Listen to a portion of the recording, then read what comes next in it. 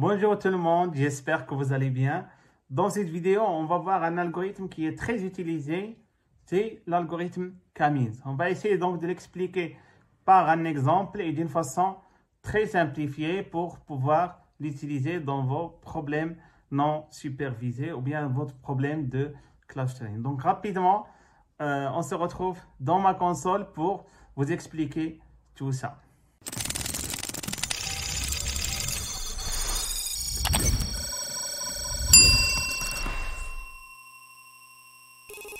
Bon, d'abord, on va donner une définition de l'algorithme Camins. Bon, Camins, c'est un algorithme de machine learning qui est utilisé principalement pour des problèmes non supervisés.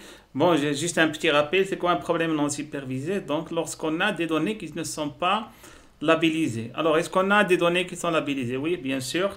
Par exemple, si on est face à un problème dans lequel on veut classer, par exemple, des bananes, des pommes, ou bien on veut classer des personnes malades ou bien pas malades, etc. Donc là, on a un label. Mais des fois, on n'a pas de label. Par exemple, vous avez des données donc, de vente. Donc là, on a des clients et on n'a pas de label, on n'a pas de profil sur les clients. Donc on veut les classer, on veut leur donner donc c'est-à-dire on veut les mettre dans des groupes pour essayer donc de comprendre nos clients. Donc là, c'est un problème non supervisé et on n'a pas de label. Alors donc Camins, il est très utilisé pour ce genre de problème. Donc là, rapidement, je cite les applications réelles de Camins.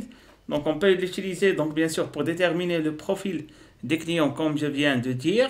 On peut l'utiliser même pour la segmentation du marché. Donc supposons qu'on veut faire une étude de marché, donc généralement donc on a des régions, on veut les segmenter selon certaines caractéristiques.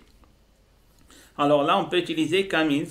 Il y a même des applications de computer vision ou bien la vision par ordinateur, c'est-à-dire on a des images où on veut créer des clusters donc pour essayer donc d'identifier ces images. Donc là, bon, il y a également des applications NLP, c'est-à-dire dans le domaine de traitement linguistique. Mais ce n'est pas très pertinent. Donc la Camins n'est pas très pertinent. Bon, il y a bien entendu, donc là, les moteurs de recherche. Donc si on a un moteur de recherche, donc il veut grouper donc là déjà des informations. Donc c'est là on peut utiliser Camins également. Bon, là, pour cette vidéo, donc on va utiliser un exemple qui est très simple. Donc on suppose qu'on a 3 étages et on veut classer donc là des bouquins. Les bouquins, on veut les classer ici selon des critères. Donc par exemple, là, on va se baser sur 2 critères. On veut classer les bouquins à base des dimensions et du poids. Ou plutôt, donc, dimension qui dit dimension du volume. Donc on a le volume et on a le poids. Donc je veux par exemple les grands bouquins, je vais les mettre dans un étage. Les bouquins qui sont moyens, donc je vais les mettre dans un étage, etc. Donc, on va utiliser Camins pour classer ces bouquins sur ces 3 étages ou bien ces 3 niveaux. Donc si je veux visualiser déjà ces données, donc imaginez qu'on a déjà c'est-à-dire préparé un dataset qui contient 2 colonnes. Une colonne pour le poids et une colonne pour le volume. Donc on a normalement 2 données numériques. Si on veut les visualiser, donc ça va donner un nuage de points comme celui-là. Donc là, on a le volume du livre et là, on a le poids du livre. Et bien sûr, ici, chaque point correspond à un livre. D'accord? Donc, nous, on veut bien sûr faire du clustering, c'est-à-dire on veut grouper ces bouquins en utilisant Camins. Bon, vous allez me dire, ouais, oui, donc je vois que déjà, donc là, les bouquins sont automatiquement groupés. Donc, j'ai déjà un groupe ici à droite, j'ai déjà un groupe ici donc, qui est en vert, et j'ai déjà un groupe ici qui est en rose. Mais bien sûr, la machine ne peut pas regarder ça, ne peut pas voir ou bien raisonner de la même façon que nous. Donc, la machine, elle a besoin de faire des calculs pour tirer des conclusion. On peut pas, c'est-à-dire la machine ne peut pas, c'est-à-dire en tout cas pour Camins, donc elle ne peut pas donc directement dire voilà donc j'ai ce groupe-là, etc. Donc il n'a que les coordonnées. Il faut essayer donc de faire quelque chose en utilisant ces coordonnées. Voilà, donc là, Camille, comment il fonctionne? Donc là, c'est Camille qui rentre en jeu. Donc d'abord, bon, la machine ou bien l'algorithme, donc là, on a dit au début déjà qu'on a trois étages. Donc on va supposer qu'on veut classer ces bouquins en trois groupes. Donc, puisque on a dit qu'on a trois étages, donc on va mettre ici 3 points. 3 points, c'est-à-dire chaque point correspond à un groupe. Et je vais les placer d'une façon aléatoire, bien arbitraire. Donc je mets un point ici, je mets un point ici, je mets un point ici. Voilà, donc là, j'ai les 3 points qui sont, bien sûr, chaque point a ses propres coordonnées. Bon, après, qu'est-ce que je vais faire? Je vais parcourir les données et pour chaque point, nous allons calculer la distance par rapport à ces centroïdes. Remarquez, donc là, ces points s'appellent des centroïdes. Ça va être donc le centre donc, du cluster ou bien du groupe. Donc, je prends par exemple ce point-là. Donc, je vais déterminer la distance. Bon, déjà, il y en a qui vont me dire, bon, comment la machine va calculer la distance. Bien sûr, nous mais également, donc on sait comment calculer la distance. Il y a cette formule classique. Donc, si on a un point P1 et un point P2, le point P1, il a les coordonnées X1, X2, et le point P2, il a les coordonnées X2, Y2. Donc la distance entre P1 et P2, donc c'est la différence de X1, X2 au carré, plus la différence donc Y1, Y2, bien sûr au carré, et le tout, donc je vais le mettre en racine. Voilà, et après, donc comme ça, donc j'ai la distance. Voilà, donc maintenant on sait que comment se fait le calcul de la distance. On revient à notre graphe.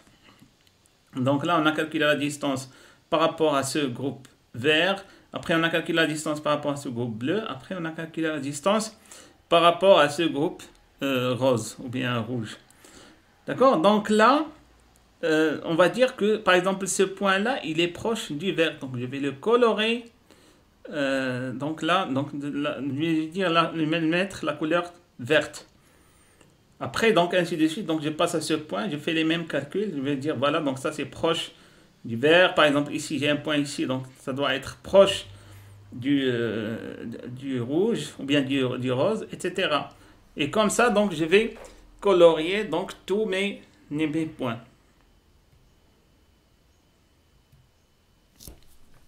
Ça va me donner quelque chose comme ça. Donc là, une fois que j'ai donné donc là les couleurs à tous les points, donc là j'ai les points bleus, les points roses, les points rouges. Normalement là je vais créer donc là le centroïde. Je vais centrer ça. Donc au début donc là rappelez-vous, ce point était là et ce point là était un peu ici et ce point était là. Donc là je vais créer le centroïde. Comment je vais calculer le centroïde? Donc c'est très simple. Donc je vais prendre les x. Donc de ces 3 points, je vais le mettre en moyenne, c'est-à-dire la somme, par exemple ici j'ai 3 points, la somme sur 3. Ici donc pour y, donc la somme des y sur 3. Et ça va me donner le y de ce point et le x de ce point, etc. Comme ça j'aurai le centroïde de ce cluster, le centroïde de ce cluster et le centroïde de ce cluster. D'accord? Donc là j'ai le centroïde et j'ai les groupes. Bon, voilà, donc là on a divisé nos bouquins en 3 groupes. Mais, rappelez-vous, au début, on a placé les points d'une façon aléatoire. Donc, vous allez me dire, voilà, donc pour ces points aléatoires, on a une répartition donnée. Oui, donc effectivement, donc c'est le cas. Donc, peu importe la combinaison, ou bien là où vous avez mis les points, donc on peut avoir cette configuration, comme on peut avoir cette configuration. Donc, remarquez ici, par exemple, ces points-là, ils sont considérés comme rose. Après, ici, dans une autre configuration, on a un seul point ici, et donc là, relativement, que c'est plus logique. Après, donc là, remarquez, donc là, ça devient encore plus intéressant. Donc là, on n'a que du bleu ici, on a le rouge, on a le vert, etc. Donc là, rappelez-vous, donc là, entre celle-là et celle-là, donc on a la même chose. C'est-à-dire, on a l'impression que notre algorithme a convergé, il a trouvé la bonne c'est-à-dire la bonne répartition ou bien la répartition optimale. Mais vous allez me dire comment la machine va savoir, ou bien comment donc l'algorithme va savoir quelle est la répartition, quelle est la meilleure répartition. Voilà, donc avant de répondre à cette question, on doit définir une une grandeur. Donc cette grandeur, donc ça c'est le WCSS. Donc là, en tout cas, ça c'est en anglais. Bon, en français, donc là, généralement, on appelle ça inertie. Donc l'idée, c'est quoi? On fait la somme des distances.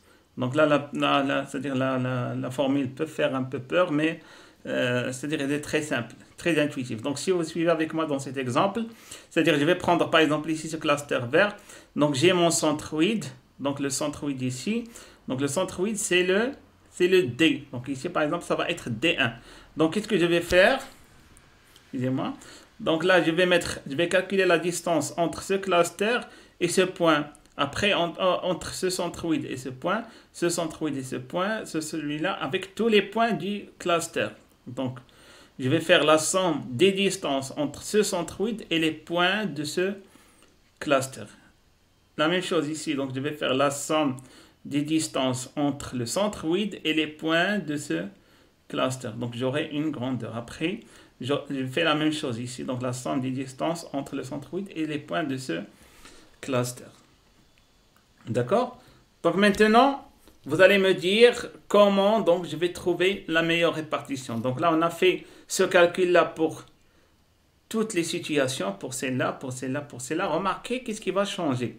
Donc, on a dit déjà visuellement, donc ça, c'est la bonne répartition et ça, c'est la bonne répartition. Mais on va voir après calcul donc de WCSS ou bien l'inertie, qu'est-ce que je vais avoir? Voilà, donc je vais avoir des grandeurs. Bon, je ne vais pas mettre les chiffres, mais je vais mettre des droites comme ça pour avoir une idée. Donc, si je fais le calcul de la somme des distances des centroïdes ici, entre centroïdes et ce point, donc ça va me donner une valeur verte. Donc là, d'accord? Donc là, par exemple, ici, je ne sais pas, donc on a 1,2 cm. Là, on a remarqué, donc c'est le même cluster, donc on a la même longueur ici, la même partie verte. Ici également, donc le même cluster, la même partie verte. Également ici, c'est la même chose. Mais regardons pour le rose, le cas du rose. Donc là, on a le centroïde, rappelez-vous qu'il était ici. Donc, je fais la somme des distances entre centroïde et les différents points. Ça va me donner une valeur importante. Donc là, ça peut toucher même les 3 cm ici. Après, ici, remarquez, quand j'ai moins de points, c'est-à-dire là, le cluster rose, il est un peu plus compact. Donc là, remarquez que la taille de cette droite, il diminue. Après, ici, remarquez, donc, il diminue encore. Et là, donc, c'est la même entre ce 3 et ce 4. Donc, remarquez, donc, ça, la valeur de la somme des distances, elle est la même.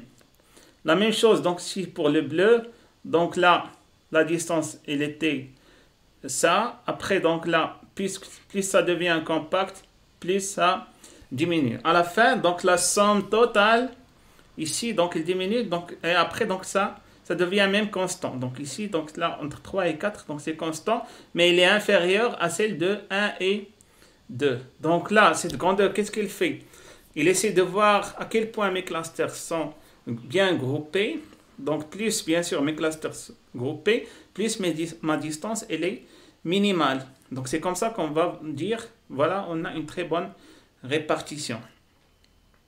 Bon, une dernière chose ici, donc rappelez-vous, donc tout ça, donc on l'a trouvé pour une seule valeur de nombre de clusters, c'est-à-dire pour un seul cas. Le cas égale à 3, donc c'est-à-dire on a 3 clusters. Mais supposons qu'on n'a pas une idée sur le nombre de clusters. Donc qu'est-ce qu'on va faire dans ce cas? Donc comment choisir le nombre de clusters? Donc quand on a des données, on n'a pas une idée sur le nombre de clusters. Donc rappelez-vous, donc là également, ce WCSS qui rentre en jeu, bien comment on appelait en français l'inertie. Donc là, il va rentrer en jeu. Donc on va calculer toujours cette somme des distances par cluster. Dans les différents cas, par exemple ici, j'ai k égale à 1. Donc là, j'ai une telle valeur. C'est-à-dire, j'ai imaginé qu'on a le point qui est ici. Donc je fais la somme des distances. Il va me donner une valeur quand même importante. Après ici, pour k égale à 2. Donc là, l'algorithme va me converger, bien sûr, il va me donner donc là une valeur pour le vert, parce que là, remarquez que le nombre de points il est important, donc le cluster n'est pas encore compact. Et là, donc, il va me donner une valeur qui est faible pour les distances qui sont en bleu. Après ici, donc là, j'aurai également donc la somme, mais cette fois-ci pour k égale à 3. Mais remarquez la taille donc, de la somme. Donc là, la taille donc, de WCSS ou bien l'inertie, donc là, elle est importante. Après ici, il diminue. Et après ici, il diminue.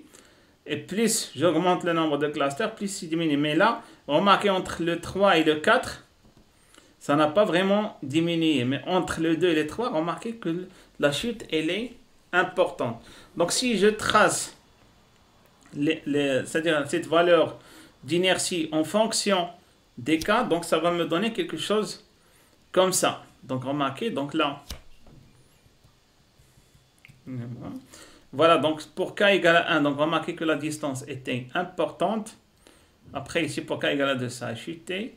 Après pour k égale à 3, donc ça a encore chuté. Mais là, donc ça ne chute pas donc de la même façon. Donc c'est-à-dire là, il y a une cassure donc, de cette courbe. Alors donc le nombre optimal, c'est k égale à 3. Donc c'est comme ça qu'on choisit, c'est-à-dire le nombre de clusters. Donc cette méthode-là, elle s'appelle la méthode du coude ou bien elbow méthode en anglais. Donc le coude, bien sûr, donc c'est pour faire allusion à cette cassure-là qu'on a au niveau de cette courbe. Voilà ici, donc je tiens c'est-à-dire à rappeler un point. Donc là, remarquez que Camise, il est très sensible aux valeurs aberrantes. Vous voyez déjà que Camise, il est basé sur le calcul des distances. Donc, il est très sensible aux valeurs aberrantes. Une valeur aberrante peut fausser l'algorithme. Donc, c'est pour ça qu'il est important de pré-traiter vos données avant d'effectuer donc là le Camise. Et bien entendu, il faut convertir les données en valeurs numériques parce que le Camise ne fonctionne pas avec les valeurs catégoriques. Donc voilà, donc ça c'était un dernier point. Donc juste je récapitule le contenu de cette vidéo. Donc là le principe de Camise c'est quoi? Donc c'est de spécifier déjà le nombre de clusters en utilisant la méthode du coude. Donc une fois le nombre de clusters est spécifié, on initialise les centroïdes et on crée les clusters. Donc vous avez vu comment on fait ça. Et après on fait des itérations jusqu'à ne plus avoir des changements au niveau du cluster. Et à ce moment on va dire que voilà c'est bon, notre Camise a convergé. Et voilà donc on a le nombre de clusters, c'est-à-dire le bon nombre des clusters. Voilà, donc ça c'était une explication donc, de l'algorithme Camise. J'espère que c'était clair pour vous. Je vous remercie et on se retrouve dans une autre vidéo. Merci.